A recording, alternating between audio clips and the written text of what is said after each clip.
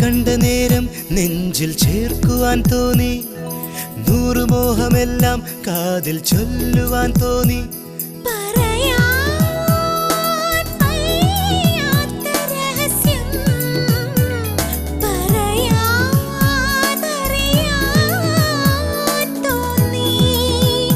നിന്നെ കണ്ടു നിൽക്കവേ ചുംബനം കൊണ്ട് പൊതിയുവാൻ തോന്നി.